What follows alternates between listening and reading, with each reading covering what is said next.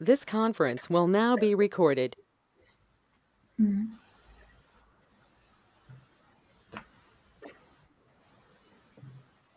So were you able to identify, examples related to the different types of elements that we saw in the last session?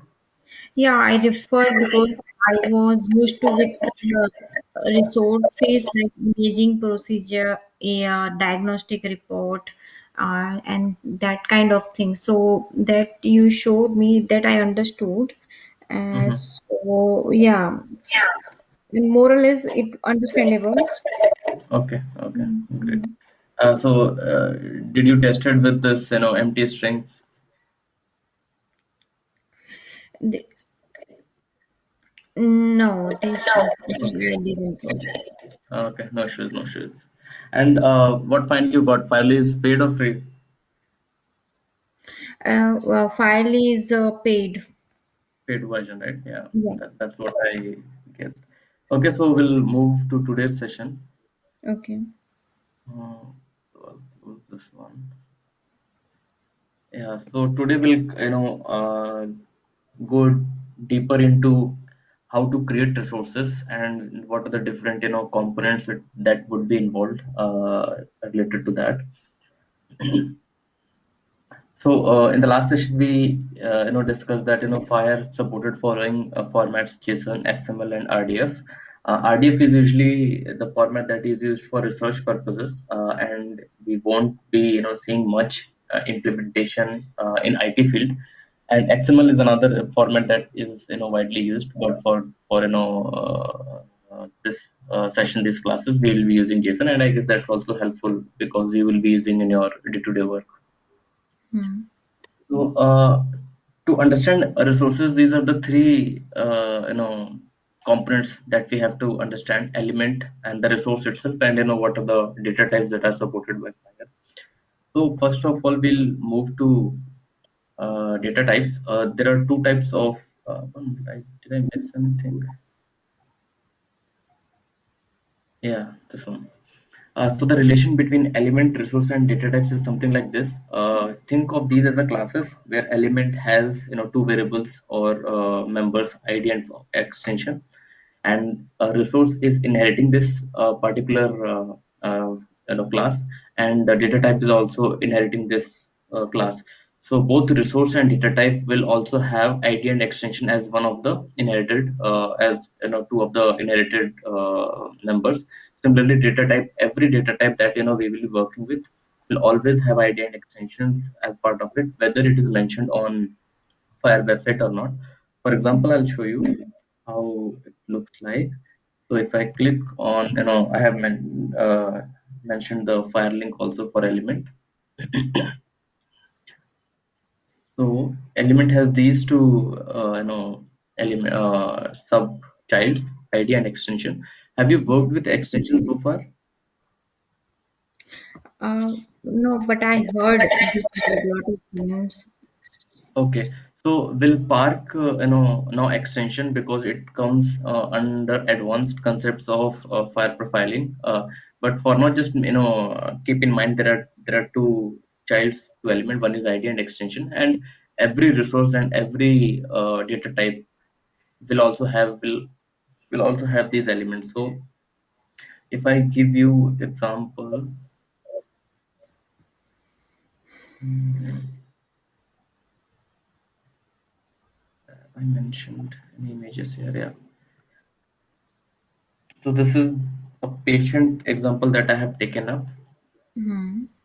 but it doesn't matter what resource you open, you will always see some elements here: ID, meta, extension. So there are two ID and extensions you will always see for all the resources. Okay. These are other elements that are derived from other classes that we will discuss when we in the next classes. But for all the resources you will always see ID and extension. So, Similarly, yeah. do I need to understand how any resources or any data types has a means it's a primary type, primary field as a ID and extension? I won't say these are primary, childs or primary elements of these, but consider this, like uh, the way identifier is belongs to patient is one of the element in patient. Similarly, ID and extension will also belong to this one.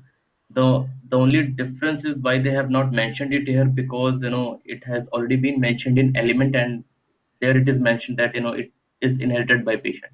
So Fire has just mentioned in a single line instead of replicating it in all the pages. Okay. Okay. So any resource or any profile, even if you open any profile, for example, procedure that we have seen in the last session, you will see ID and extension as part of the elements of each and every profile. Similarly, if we open any data type, so these are the data types. I'll open one and I'll show you one example. Similarly, even identifier, apart from these, defined elements, it also has ID and extension, because every data type and every resource inherits from element itself. Mm-hmm. Although these are not mandatory, if you see the But element, what's the use of it then? yes, so the use is ID is usually a unique identifier for a resource or for identifier. In identifier, we might not see it populated, but for every profile, for example, you might have seen ID in procedure profiling in any of the Hmm. examples. Have you noticed that? Yeah. Yeah, so that ID is a unique identifier of that, and extension is usually used to support those elements which are not supported by Fire. For example, if you see the patient, there is no element such as race here, and if you want to populate race, if you want to provide information related to race, in that case extension would be useful. uh, as since we are on the starting phases of our course, I'll suggest to will park extension as of now, because as I told, it belongs to advanced concept. If we take up now, then you will be more confused. But Mm-hmm. to have a simple one line definition of extension, you can think of it as whatever new elements that Fire is not supporting, and in your use case you want to support it, extension we can make use of it. Think of it that way. Okay. Okay, so race is one example. If we come to Indian healthcare system, then caste is something that this particular patient uh, does not have any element to support it, so I can use make of extension in that case. Hmm. So we'll cover in detail when we are working with an extension profiling. So this was the one thing that I wanted to make out, that every resource and every data type will have an ID and extension as one of its component. ID is something that is unique to resource and to a data type. With resource, you will see a lot, because whatever you publish to Firely, I guess it will return back with ID, something that we call Hmm. as logical ID. Then, when it comes to data types, there are two data types. One is primitive data types, and the other one complex data types. To see it in a simple way, primitive data types would not have any child elements, while complex data type will have child elements if you want to identify based on this. For example, if you see identifier, if you click on this, it was having some child elements like this. So Hmm. we classify it as a complex data type. If you go to Boolean, it doesn't have any child element, it directly redirect me to this particular definition, so it is a primitive data type. The one observation that I usually make while identifying whether a data type is complex or primitive is looking at if the first letter is uppercase, then it Hmm. is a complex data type. If it is a smaller case, then it is a sorry, lower case, then it is a primitive data type. So Hmm. that's the easiest way I identify. This is my practice that I do, but I have not seen any mention of this particular observation on Fire websites, so I'm not sure whether it's a global thing. But to till now, it always worked for me that if it starts from lowercase, it's a primitive data type. If it starts from uppercase, it is a complex data type. So human name is again a complex data type, and if I open it, it will have some child elements inside it. So like this. Now again, if you see other data types, for example, code starts from lowercase. So Hmm. this is a primitive data type. So that's the easiest way, I guess, you can figure out what is primitive and what is complex. The other way is you can click on it and see if it is have child elements, then it is a complex type. So the same thing I have mentioned here. And now, in the last session, we were actually identifying, different types of elements in a JSON. Today, we'll figure out how to populate them. So this is a simple sample that you will, usually see when we are creating a resource. The same thing I have pasted here for your, reference. If you want to copy paste it and use it, and we'll try to create a JSON. We'll try to create a resource, not complete resource, but few, elements, so that we are used to populating primitive value, we are used to populating any complex data type. Hmm. So I'll just take this, copy paste in a JSON beautifier.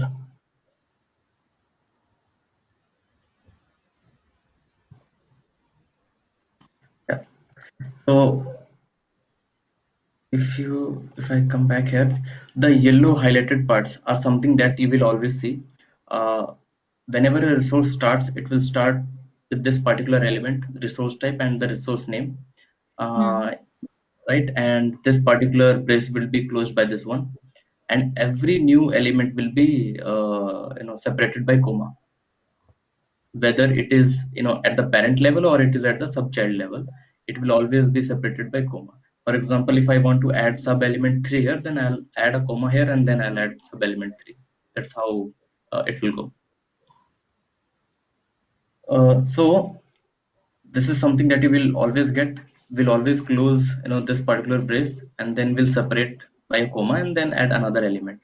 So this is one element where which is of some primitive value. So this is what we will use as a reference to populate it. For example, if I go to patient itself, what I'm trying to do here is I want to create a patient resource element by element. I'm not using any example and then updating it. I'm creating manually one by one. So I'll pick one. Let's suppose any primitive data type. So boolean active. This is a primitive data type. So I'll pick the element name from here, which is active. Make sure this is case sensitive. Whatever is mentioned on the website, this will exactly go like that, and the value would be here. So this is boolean. Boolean is usually either true or false. So I'll keep Hmm. it that. Won't go under inverted commas. If it is any other type, let's suppose I want to populate one more primitive data type, birth date. Date Hmm. starts with lowercase. So I'll take this and want to populate it. So it will go on the element name again. What I'm doing, I'm just populating replacing the element name with the one given by the Fire website. Yeah. So date, birth date, separated by colon. So every element is separated by colon, and it will be inside inverted commas. And again, this is a primitive data type, so I'll just populate the value. Let's suppose the value I'll give is to date itself, 9 in 2020. And again, I'll separate it with a comma if I want to add another element to it. Now I want to populate one element which is a complex data type. So I'll pick any One more complex. question. Yeah, please. How I need to check that my value is correct or not? For example, birth date, I need to follow particular format, right? Yes, yeah. So we'll go to that, but if since you have asked that question, I'll answer that here itself. So birth date, you click on this, it will Hmm. lead you to this particular page where the description of date and time is mentioned. So Okay. uh, what we are interested in the type date. Hmm. So we'll read the description of date here. So it will give examples as well as in the format it should be in. Hmm. So if I compare it to my current format, then this is the wrong format because it should be in this format YYYMMMDDT. Yeah. So it should be actually this 2021 and 15 and then 09. This should be like this. So this Hmm. is the way you can validate it. And similarly, if you go to the Boolean part,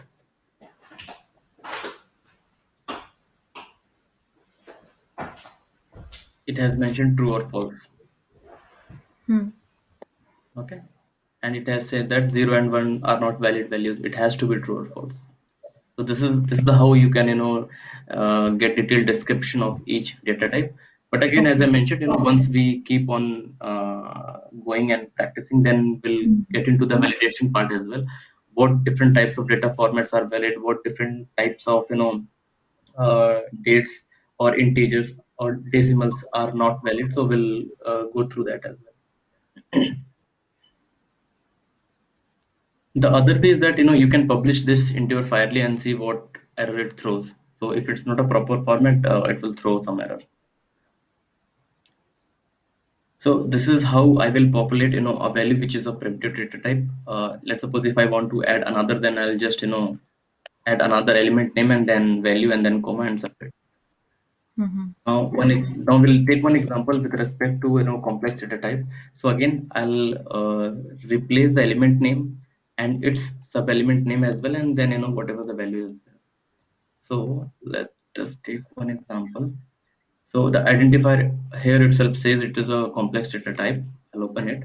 First of all, we'll replace the name of the element name, which starts with smaller case identifier. So this will be should be case sensitive as mentioned in the FAIR website. Now, not to populate the sub fields, we'll go to the description of identifier. So identifier have all these values, and I'll take a few examples. For example, value is of string. It starts with small case. It's a primitive data type, so I can directly populate here value is equal to, let's suppose, mrn1 is one of the value. And similarly, if I want to populate any other sub element, let's suppose use is again primitive data type, so I'll populate that as well. What official or whatever use case this particular MRN serves. So this is how we can keep on populating the complex data types. In case it has sub-complex data types, let's suppose if I say one example here, identifier itself has this codable concept as one of the Yeah. complex data type. So again, it will start with the same process. So I'll name as type as identifier, sorry, element name. So I'll put a comma here and then type. I'll follow the same process from here. Yeah. So this, But this is the this type. this is inside the identifier. Yes. Okay, then it's Yeah. within. So Hmm. I'll follow the same whole process again from here. So Okay. again, if I And copy it here, value is. yeah. So this will be type, Hmm. and then whatever the elements inside type are there, then I'll keep on populating. Hmm. Make sense? But for simple use case, I'll leave it here only.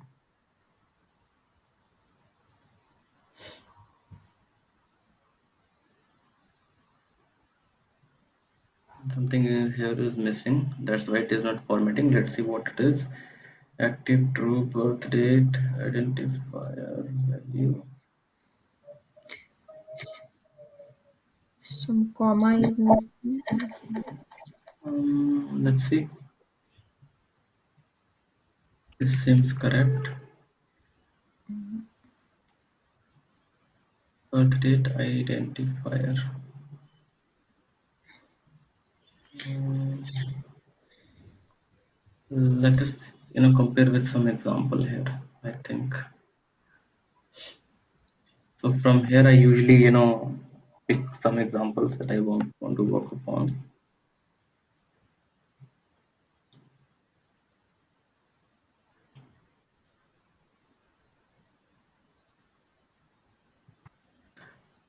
How often do you, use examples from profiling your Firely profiles? Mostly we have to be not dummy data any. We have to be sure for the example what we are taking for test unit test. Mm. So the easiest way that I find is that I take one example from here and then I update the values. For example, resource type patient, and then if I don't need ID text identifier, then I'll just remove it. And then Hmm. active name, I don't need telecom, I don't need gender, I don't need, and birth date that we have populated. So this way I usually populate it. I remove unnecessary things that I want and then populate it.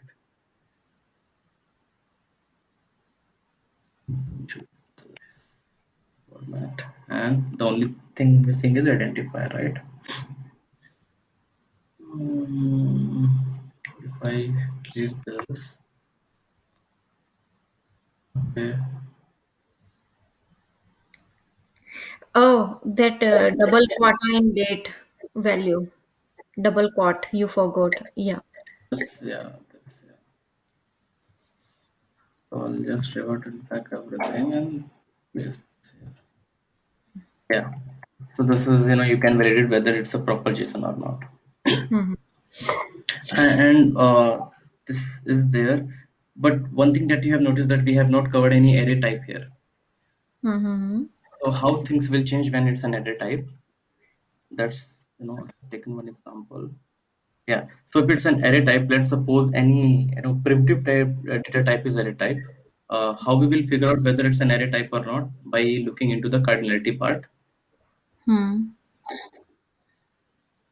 By looking into this section, we will figure out whether it's an array or not. For example, active is not an array, but identifier is an array, 0 to many. Hmm. Similarly, gender is not an array, birth date is not an array, and address is an array. This is how we will figure out whether it's an array or not. In case any primitive data type is array type, then you will start with, earlier we were directly populating the value. When it's an array type, what we'll do, we'll start with square brackets, and then Hmm. the number of repetition would be comma based.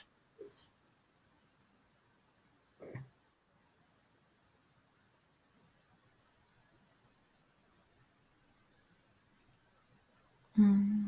Okay, it's okay. Yeah. So this is how things will change. And similarly, if an complex type data type is an array type, for example, if we see identifier itself is an array data type, Hmm. so we will start with square brackets itself, and we'll close the whole thing with a square bracket, and then the subchild will come into picture. The set of whole subchild will come into picture. So this whole thing would be one repetition. If I show you in the snapshot, it will come like this. So in the snapshot, I have mentioned value and system instead of use. The value system is one repetition, whole thing, and Hmm. another repetition will be this again, value system, comma separated. Make sense? Okay. So birth Mhm. date, I can assume that A0, A1, right? But Yes, yeah, identifier, I have to be assume that A00, it means value. yes, A01 means system. And for next one, A10, A11. yes, Something. exactly, exactly. Hmm. So this is a one-dimensional array, and this is a two-dimensional array. Okay. Yeah, so this is how things will be there. So if you want to correlate with in terms of Fire website, you see like this. Identifier is a array type, so you will start with square brackets. Okay, then this identifier is the complex data type, and one whole repetition will have set of these values. Hmm. So If it you want to has a repeat, set and multiple. This is means two-dimensional array will be comes into yes, picture. exactly. So this is how things will change when you want to repeat a complex data type. And also within complex data type there could be arrays as well. For example, if you see this example, this all has 0 to 1, 0 to 1, but let's Hmm. suppose this is also 0 to many, then that will also will change. For example, if I show it here, so active was single. If I see it from patient, active was a boolean type. Then birth date was a also single, it's not an array, but identifier is an array. So the things that will change is something like this: square, this, and for me to repeat it, I'll repeat the whole segment here, and then I'll change value to something else. Let's suppose I want to give license number. Just keep on changing, and let's suppose value is also array type. Then the things will change with respect to this, the way we have done it in in this case, birth date. So Hmm. if I want to populate multiple values here, then it will be closed Comma. with and then I'll keep on repeating another value like this. Hmm. Make Can you sense? validate This would be comma. and validate in JSON? Yes. Yeah. It Hmm. will keep on repeating through comma separated. So simple concept. If it is a primitive data type, you have to repeat like this. If it is a complex data type, you have to repeat like this. And this can be into the subchild as well. This is applicable to the subchild as well. And in which case only without square bracket it will happen? Whenever the cardinality is 0 to 1.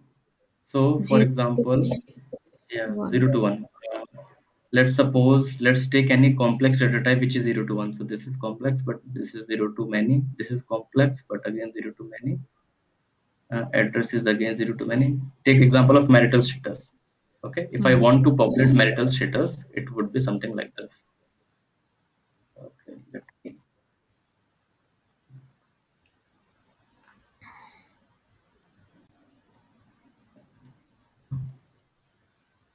So I'll put a comma because I want to populate another field, and marital status, it would be exactly what has mentioned the FAIR website, and it's a marital status is 0 to 1, so it will not start with square brackets, but it is a complex data type, and complex data type has to be enclosed inside curly braces. So what I'll Hmm. do, I'll start this with curly braces. Okay. So start curly braces and close curly braces. Now inside marital status, I have, so marital status of coding concept, and coding concept has coding and text inside it. Hmm. Okay, so text is again a primitive data type. Hmm. Okay, and that too of without array, a single case. So I'll populate it like this: birth date is equal to some value. So similarly, text is equal to some value. Text equal to, sorry, colon and some value. Metal status, let's suppose single. Now I want to populate another subchild of this. So another subchild is coding. So I'll just name it coding. Now the coding is of So type complex. array. Yeah, Hmm. array and that too complex. So array and that too complex means I have to follow this particular approach, Okay. not this Hmm. one, but this one. Okay. Hmm. So I'll start with square brackets. and then curly brackets. So I'll start with square brackets, open it, and then curly brackets. And now this is the first dimension, that 0, 1, 0, 2, 0, 3 Hmm. part of it, right? And then I'll populate the inside of coding, whatever it is. So that's how we'll keep on mapping the inside element.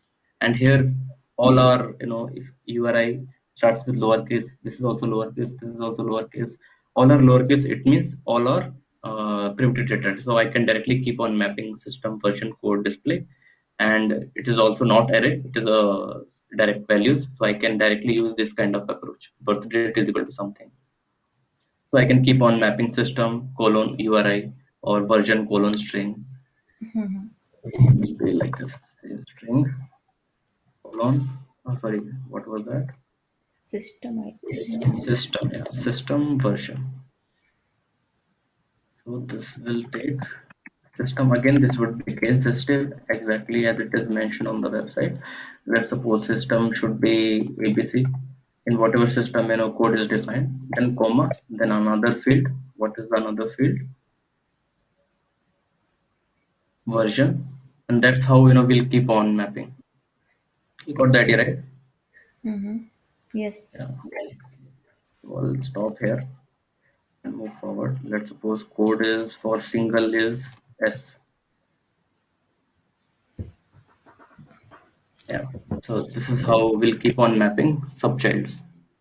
And do I need to understand how this they are giving element name, the uppercase, lowercase? So first character is lowercase, and then resource type. But right in that T is the capital letter.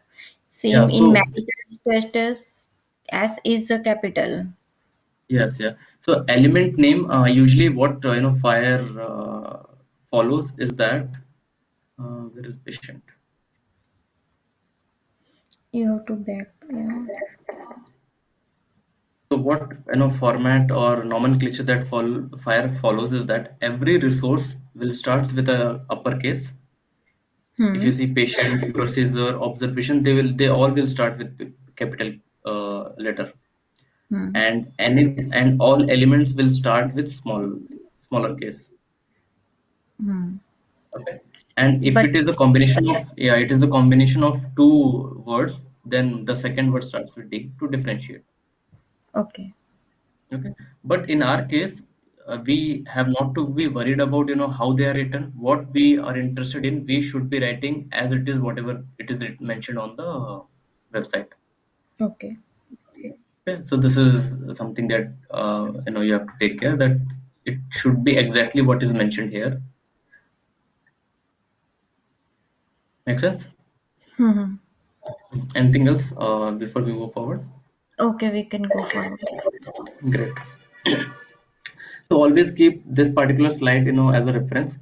How to populate anything that is primitive and not array, and when it is array type, and similarly when it is a complex type, and when it is not an array, and when it is array. Hmm.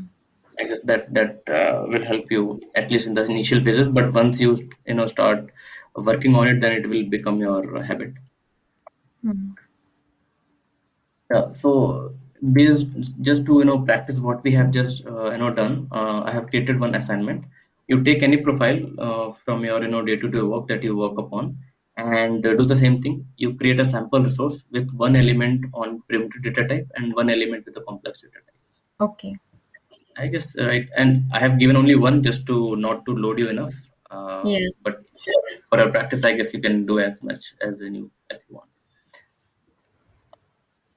And coming to resources, there are total 145 different resources that are mentioned on the file profile, and this is a link to it.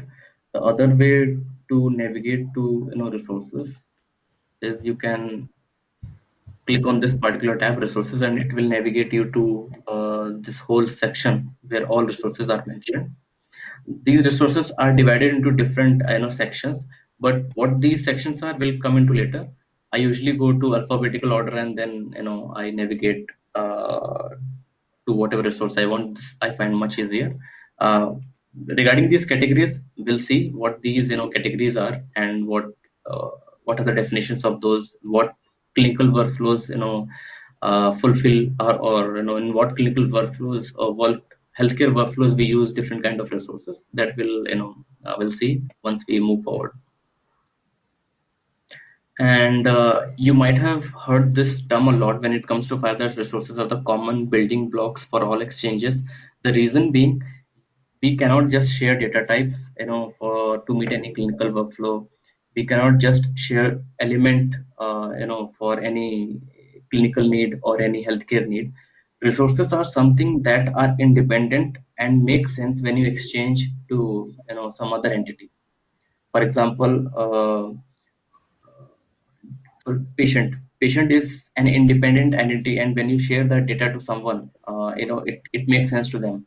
If you share some just data types, it doesn't make sense to them. Similarly, observation, medication statement, or diagnostic report, these are these are called resources. And why resources are called building blocks? Because these are the minimal independent identity that can be exchanged, and that makes sense to the recipient. Mm-hmm. And while playing around with resources, you might have done these kind of operations: create, read, update, Mm-hmm. delete, search. These all operations could be possible with all the resources, or based on uh, server. For example, I'm not sure if you see the capability statement of Firely, they might have supported all these transactions or interactions for all the resources, or they might have restricted based on their needs. That is depends on server to server, but in overall, these all interactions are possible for a particular server and for a particular resources. Now, we'll definitely cover these one by one in detail once we are working with create, read, and all different operations. But one thing to observe is the format, how this particular URL is created. These are Mm-hmm. the HTTP methods. For create, the HTTP method is post. For reading, it is get. For update, it is put. I guess these are the common HTTP things.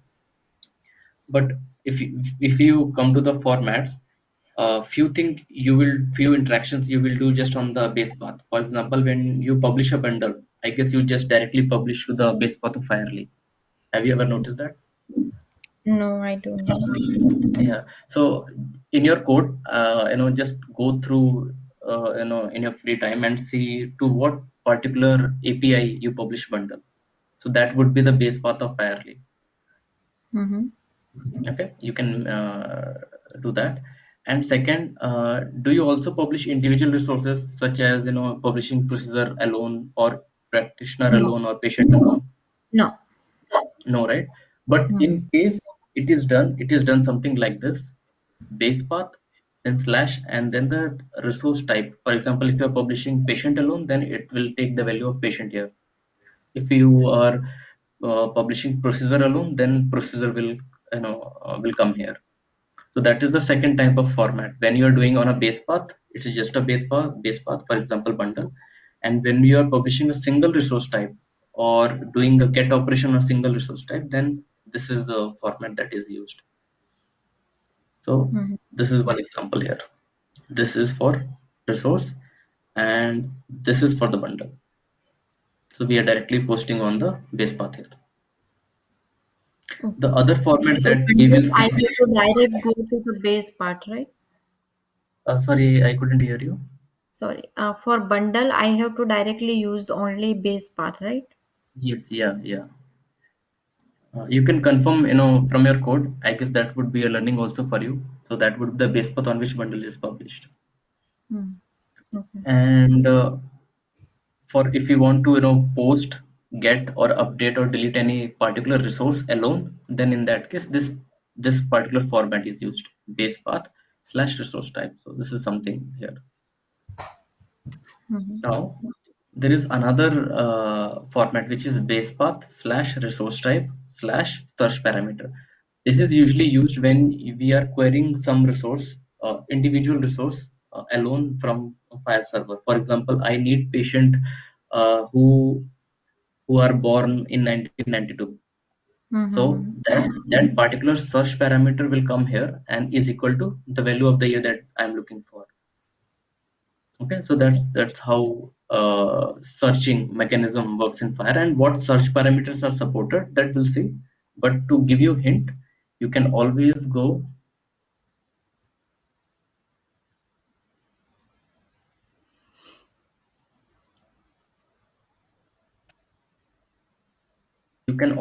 at the end of the page and you will see a list of search parameters. So I can search a patient by its status, what is the value of active. I can search a patient by its address. I can search a patient by its address city. So these are the list of search parameters that I can say. Similarly on your profiles also, I guess if not at the end of the page, at least there would be somewhere mention where I can see what search parameters are supported. Okay. Yeah. So we were at this. Yeah. So this is the third type of format that we will usually see when we are querying. In your project, do we do a get operation somewhere? Yes. Any idea, what kind of resources do we get? Any example that you could recall? Generally, patient record. Okay. So one thing that you can look forward in your project is base path, where bundle is published.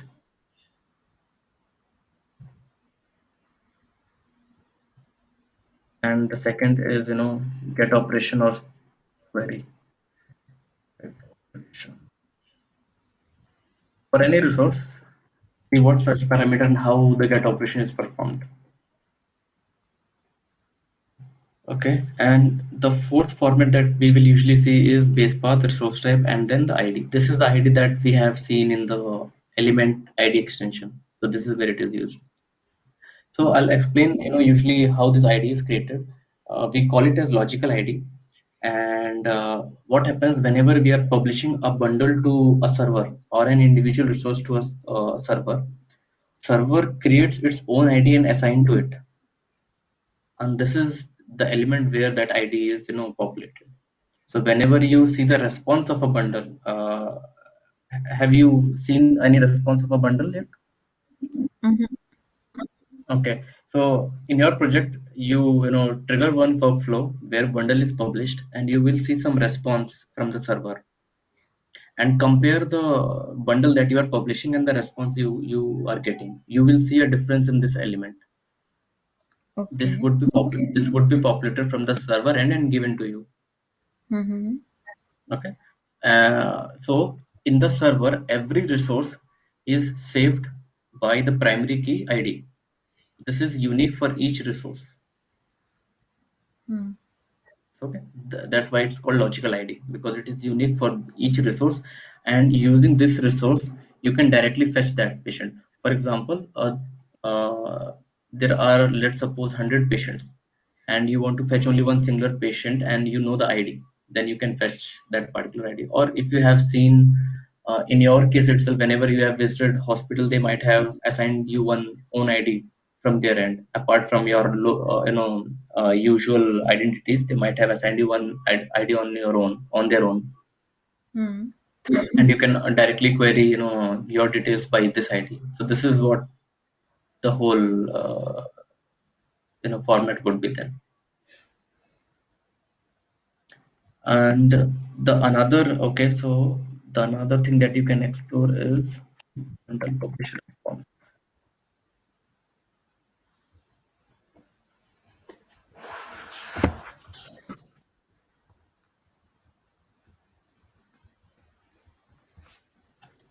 Okay, yeah. So I guess this is also, you can explore any interaction on ID. It would be good activity for you to understand the whole code and relate it to the Fire concepts.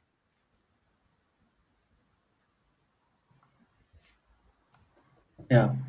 Uh, this is another use case when I'm looking for a history of whole resource. For example, I want to inquire the history of whole patient, how it is updated. For example, the first time the patient is admitted, then what all changes to that particular record has happened, especially to the data that is mentioned in the patient resource.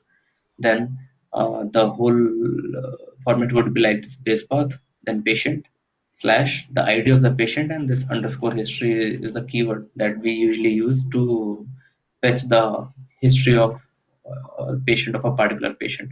But again, this is depends on server to server. Not all server supports underscore history.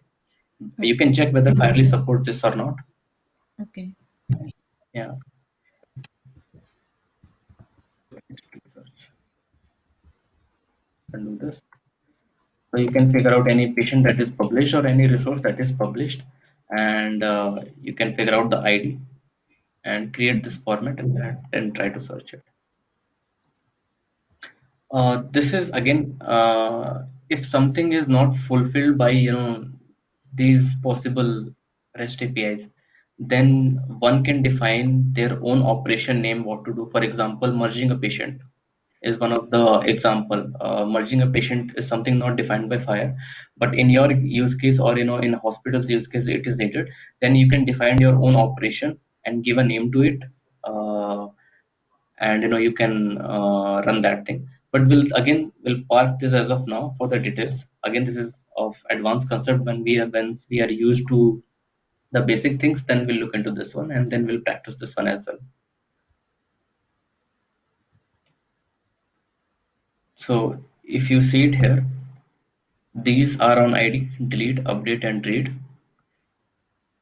Create is on resource type, search is on search parameter, history is on ID underscore history, and this is bundle is on the base path.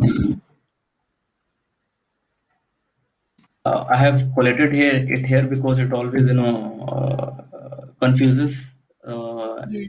any practitioner, any whoever is learning FHIR, which operation has to be done on ID, which operation has to be done on resource type. So that's why I have collated everything and mentioned these are the observations that you can make.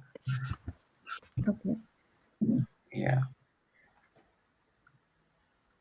So, and we'll look into these interactions in further classes as well. We'll specifically pick create and try to publish a bundle. We'll see the responses as well, and we'll try to interpret that as well. Similarly, we'll perform update as well. What are the different variations that are possible on update? But just to give you an introduction about what are different interactions, I have mentioned it here. Yeah. Okay. So let's move to another. Yeah, so this is a sample example of resource. I guess this is, you are used to the examples, but just for the case, I have mentioned it here. Mm-hmm. And yep, we have already gone to the website and seen those. So for today, I'll stop it here. Yes. Yeah, Thank you. just go through these things in your project because so that you can relate all those things, whatever we are learning here. I guess that was the agenda also. Mm-hmm. So all those things I'll mention here itself. Shall I mention in assignment?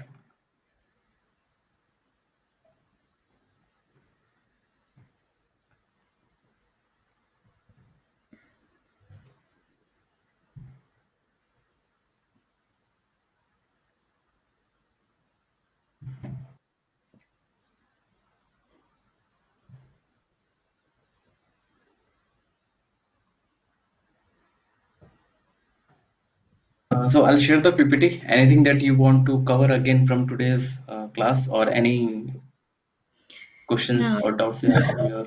it's clear. Thank you. Okay, fine. So we'll meet up again day after tomorrow. Yep. I guess once you do these things and practice these, you will have more clarity on what we are going through. Okay, sure. Okay, sure. Thanks. See you then. Okay, bye. Good night. Bye bye.